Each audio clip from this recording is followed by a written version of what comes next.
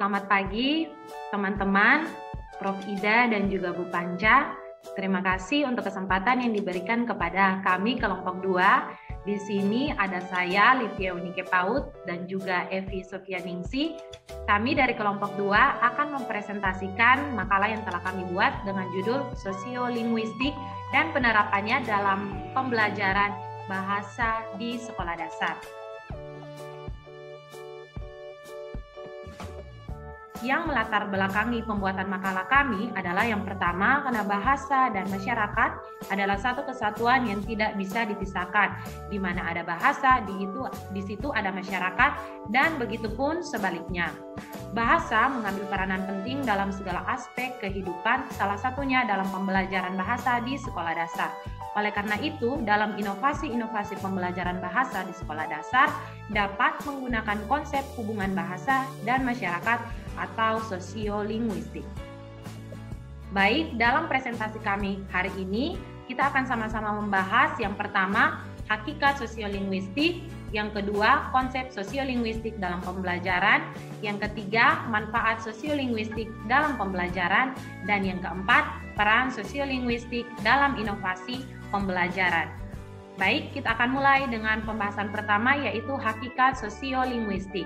Sosiolinguistik dapat didefinisikan sebagai kajian tentang bahasa dalam hubungannya dengan masyarakat.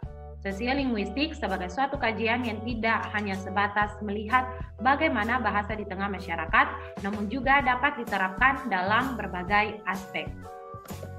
Baik, yang kedua, kita akan sama-sama belajar tentang konsep-konsep sosiolinguistik dalam pembelajaran. Yang pertama ada competency-based language teaching, yaitu metode pembelajaran bahasa Indonesia ini disusun berdasarkan communicative competence dan berusaha untuk mengembangkan kemampuan berbahasa secara fungsional. Yang kedua ada communicative language teaching, diawali dengan teori Himes mengenai communicative competence. Bahasa dilihat sebagai alat komunikasi, sehingga kemampuan berbahasa dilihat dari kemampuan seseorang untuk menggunakannya dalam komunikasi.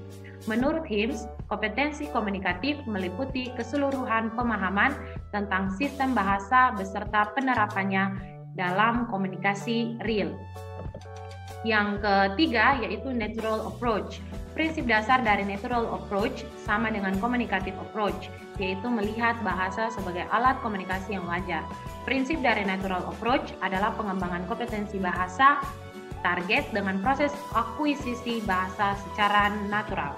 Yang keempat, cooperative language learning, yaitu bahasa sebagai objek pembelajaran dilihat sebagai alat untuk melakukan interaksi sosial di dalam masyarakat.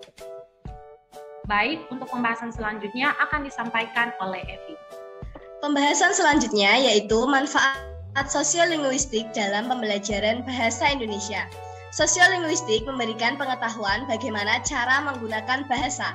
Sosiolinguistik menjelaskan bagaimana menggunakan bahasa itu dalam aspek atau segi sosial tertentu. Seperti dirumuskan Fishman, bahwa yang dipersoalkan dalam sosiolinguistik adalah who speak, what language, to whom, when, and to what end. Selanjutnya yaitu peran sosiolinguistik dalam inovasi pembelajaran bahasa Indonesia, yaitu sebagai landasan guru dalam pemilihan bahan pembelajaran, sebagai landasan guru dalam pembuatan perangkat pembelajaran, dan sebagai landasan guru dalam pembuatan media pembelajaran, metode atau strategi, dan model pembelajaran.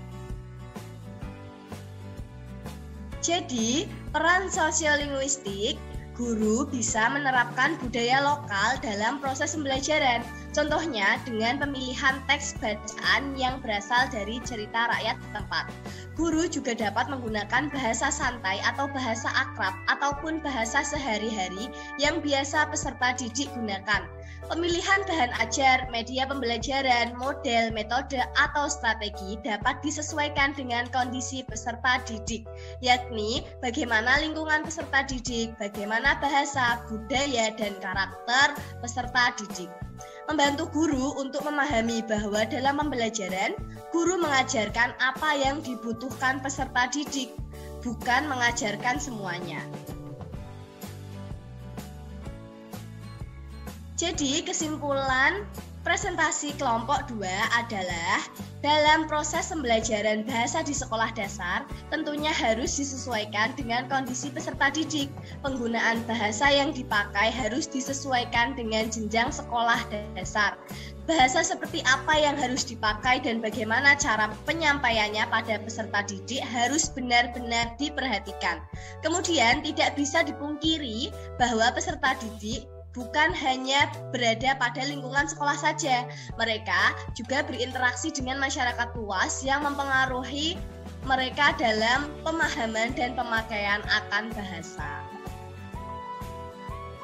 Terima kasih teman-teman semua.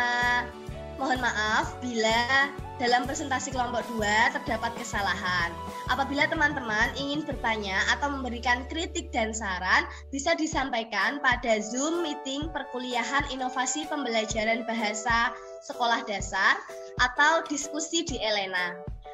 Terima kasih, tetap semangat!